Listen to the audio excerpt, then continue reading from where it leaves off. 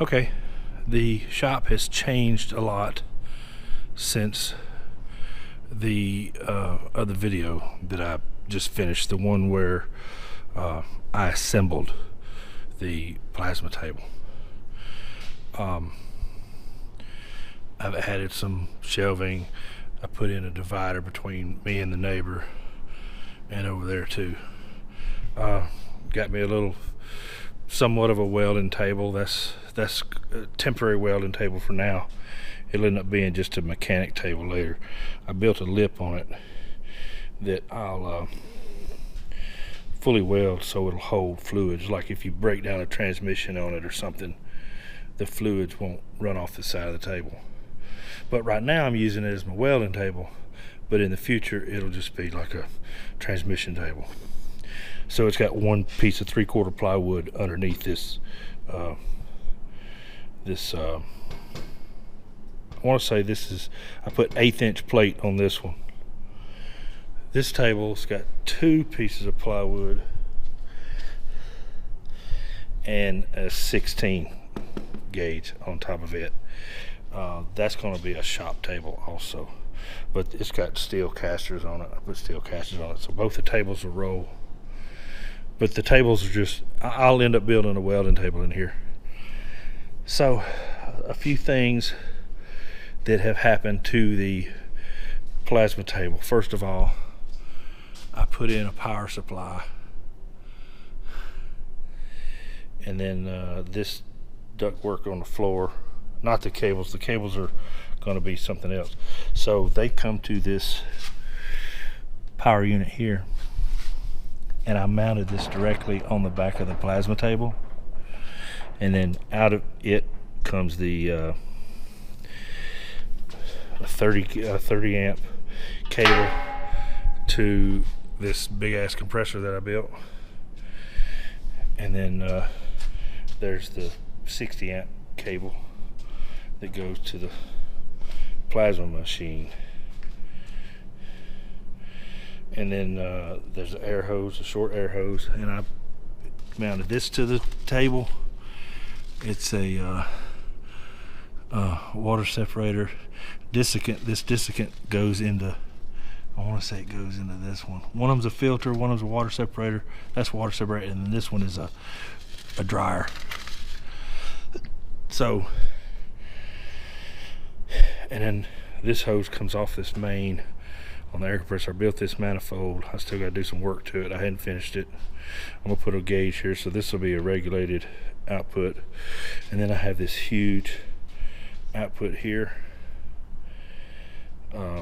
with this big humongous hose. That hose is enormous. So what I did is I bought this compressor,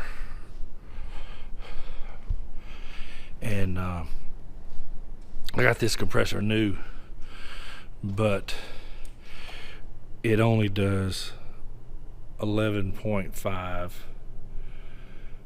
cubic feet per minute, which is a lot, but the plasma machine requires a uninterrupted 9 cubic feet per minute. So even though that's more than what the plasma machine requires, I wouldn't be able to be running a job on the plasma table and use the compressor for other jobs, like changing tires or anything like that. So because the table, I may put a job on it that requires 45 minutes worth of cutting, and during that 45 minutes I may need to inflate a tire or run a impact wrench or anything. So anyway, I had this tank. This is an 80-gallon tank. That over there is a 60-gallon. This is an 80-gallon tank.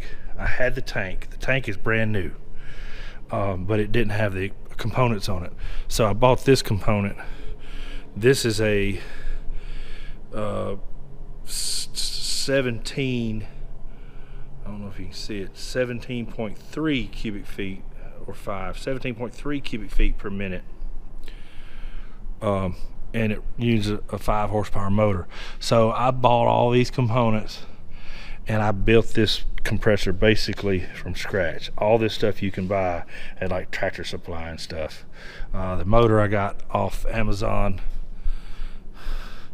This I got at Harbor Freight, and then everything else, this I got at Tractor Supply and stuff like that. So you see it's a much heavier compressor than that other one, double belt and everything. So I hand formed and bent the copper tubing myself. And then these are some desiccant filters I found.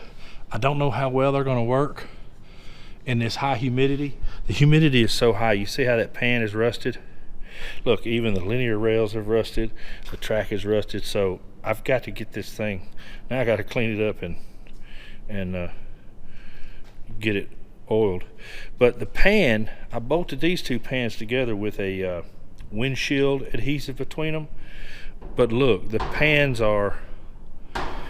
they bolt together and they're crooked. So when I get ready to bolt the rest of them together, they're going to do that even worse. So another feature I did, I drilled holes in all the pans and put in these bar sink drains. These are stainless steel bar sink drains. There's the two drains that are going to go in these two pans. That way I can put a reservoir underneath the table, and then I can drain the pans every so often, and the drain pipe would run through a filter system and then back into the reservoir, and then there'd be a pump in the reservoir that would pump back up into the pan to keep the pans, that way, because you're gonna have to change the water, and imagine trying to drain the water out of that thing without drains in it. So that was something I did. I just cut the holes, and then I sanded and painted both sides with a Rust-Oleum type paint. So, and then I'll seal the drain cup in there with that same windshield adhesive that I used between the pans. So it's been about five and a half, maybe 6 months since I made that other video. It's just been aggravating. Another thing I did, I showed you this little power supply back here. I put an outlet on it. It's hard to see because it's black. I painted the outlet black, so now I could just hook this box directly into the outlet. You remember me fussing about these cables being different length? Now look, this one right here, this one marked Y, is as long as it is. It's perfect length. But now look at all the slack from the others. So yeah, those cables were custom handmade. That's bullshit. That's bullshit. There's no reason for one cable to be stretched to its limit. I mean, you can see right here that it's pulling against this, so I need some way to do a strain relief, and you see how tight it's pulling, and then you got this one with this much slack. So yeah, handmade my ass. The handmade just means you hired some minimum wage employee to solder the ends on it, but they definitely didn't measure them for shit. So, and then I was talking about, I just got these little you see, it's just a double stick adhesive back that sticks up there, and it gives you a zip tie place. And I may still go back and drill holes, but along with that power supply back there, I ran an outlet up here. So I put an outlet up here on the corner, so that way I can plug in my computer charger and charge my computer if I have to. And I think what I'm gonna try and do is route that.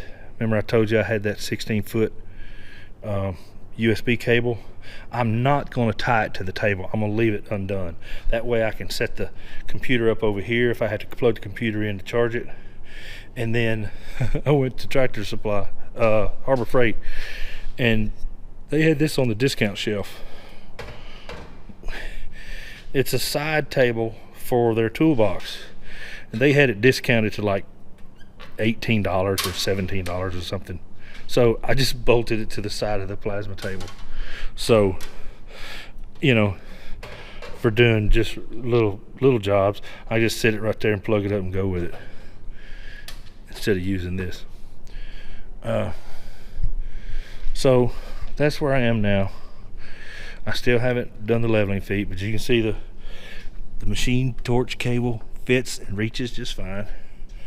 The other cable, like I said, I got to rebuild it, but it's pretty much ready to go. But yeah, a few things I got to do on the compressor. I got to go and take all these joints apart and put pipe dope on all these joints. I've gotten all this sealed up. The compressor works. It builds pressure. It holds pressure. It does everything it needs to. But all my pipe joints leak, and I knew they would because I didn't pipe joint them yet. I wanted to build the thing and make sure it was available. So I've got different size. These are standards. That's a huge one and that's a medium one. So I can run air off that, and that's big enough that it can run the table for hours on end non-stop and still have enough air to run air tools, paint sprayers, whatever you need. Because the whole deal of that is let the computer do the work and the humans can do something else. So that's currently where I am right now. All right, I'm gonna give a quick side note on these filters. So these filters are actually designed specifically for heavy machinery crankcases. Say you got a big industrial plant and you've got heavy gearboxes, you know, that may drive a conveyor belt or may drive a machine layer, may drive just humongous heavy gear cases. And these filters come in different sizes. This is huge. They make them way smaller. So the gear case has oil in it, and as the gear case heats up, the oil and everything wants to expand. You get fumes and gases, and you'll get an excessive pressure inside the gear case.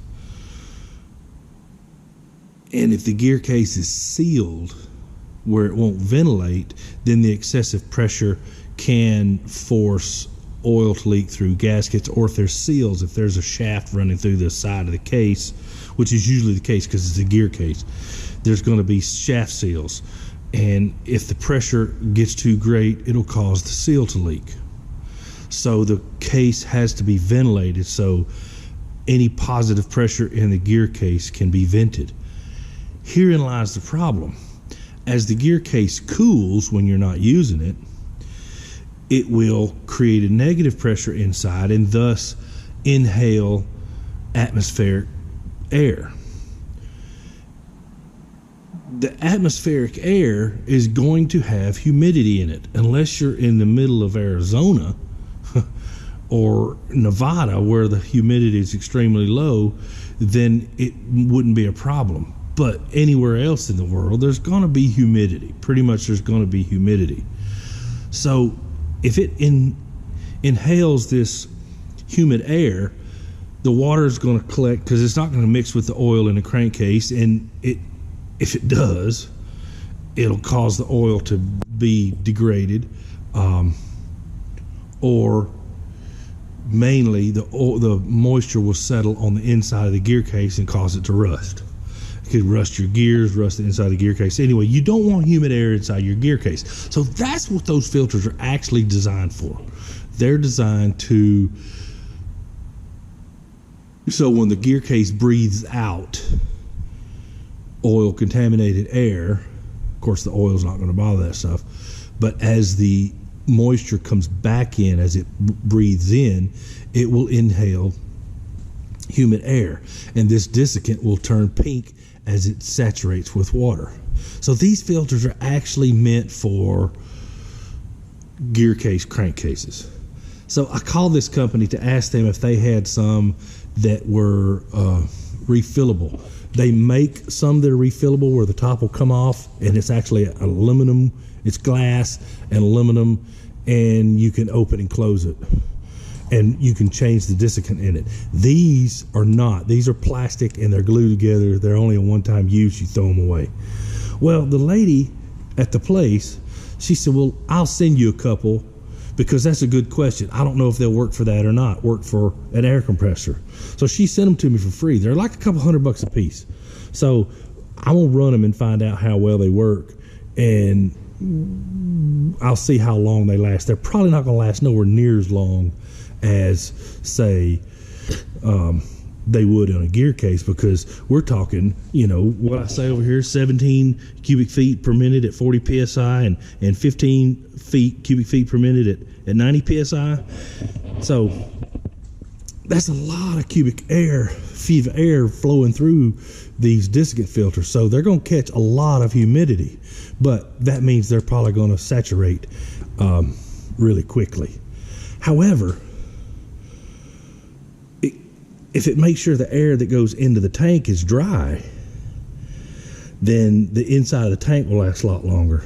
You know, it's got a drain valve on the bottom that you're supposed to open every so often to let the water out. And then, of course, I've got an air dryer before the plasma machine, because that's got to have dry air. And then the air tools, you know, an impact gun or something like that, dry air is not that big a deal. You definitely want dry air if you're going to run a paint sprayer.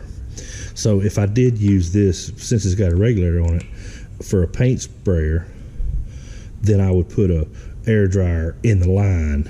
But you can get those little air dryers. They're just little throwaway inline air dryers for your paint sprayers. But I don't think anybody's ever talked about drying the air before it actually goes in the compressor. They always dry it after it comes out of the compressor. I'm like, well, what if you dried it before it went in the compressor? And then that would mean you could dry it coming out with less effort. So I don't know if it's going to work or not. I know that the pressure, the air flowing through these is going to be ambient pressure, and the air inside the tank is going to be under pressure. And I know that air under pressure will squeeze out moisture more so than ambient air, and that's why compressor tanks always accumulate air. But if I can dry the air before it goes in, maybe it'll squeeze out less. That's my thoughts. It should work. The question is how long will the desiccant in these two filters last before it can't work anymore? And we checked these filters. You see it has a 1-inch NPT pipe thread,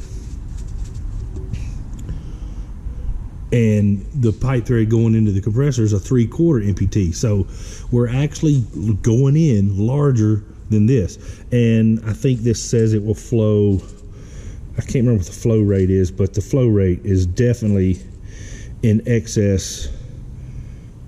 The amount of air this will flow is definitely in excess of what the compressor will need. And then to control the flow, you have these little red stoppers at the bottom. And for me, I would just pull all of them out. You just pull all the stoppers out so the air flows in through all those holes. So right now, I just had them. I had the stoppers plug in their holes just so the desiccant doesn't just saturate just sitting here in Florida, you know. I'll pull them out before I run the compressor, and then that way I can at least make the desiccant last as long as possible. But there's a good possibility that it fills up, they saturate that in a day. But I might find a way to take them apart and actually fix them where I can refill them. But if they work for more than a day or two, and if they work like a month or so, I may go back to the company that sold me these. What's the name of the company? It's right here, this case. And actually buy the ones that are reloadable. Like this one, this is reloadable. You just pop the screen off bottom, and you fill it with desiccant, and that's the desiccant I showed you the other day. See, it's purple, but it turns pink when it's full. So this one is reloadable. Get in there. It has a, there it goes. So that's you know, I flashed by these earlier when I was talking about the compressor, and a lot of people were like, what the fuck are those? So I just wanted to go into more detail on what those were. So anyway, that's just a little side note video. Thank you. Bye.